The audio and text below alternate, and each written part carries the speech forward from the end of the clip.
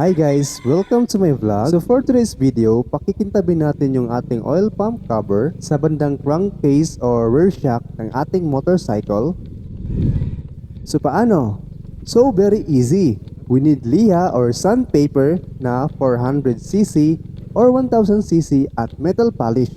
So before gagawin natin yung process, huhugasan muna natin si motor. So let's go!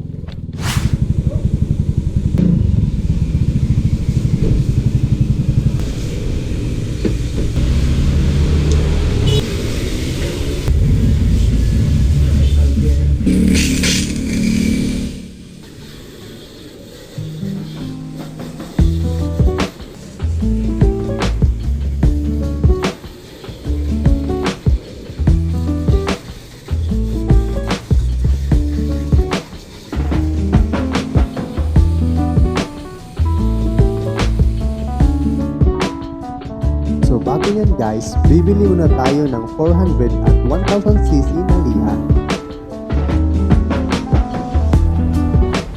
Halagang 25 pesos, makakabili ka na ng tig-iisa.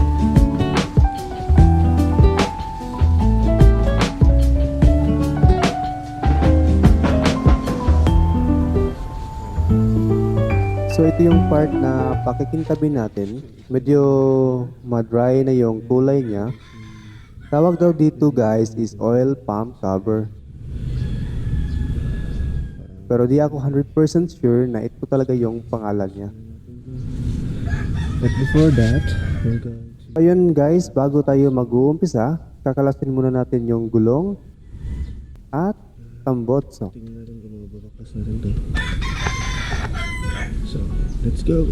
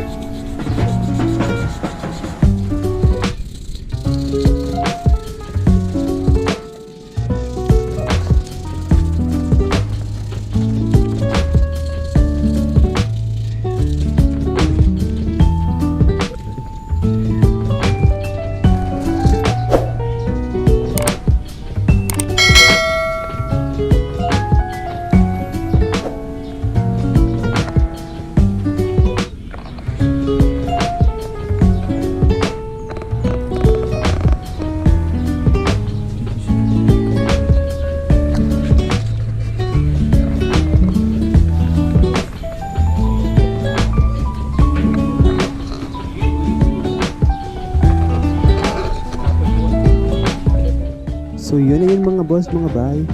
So kung nagustuhan nyo itong video na ginagawa ko, please naman mga bay, don't forget to subscribe, like, and hit the bell button para palagi kayong updated sa mga video na ina-upload ko.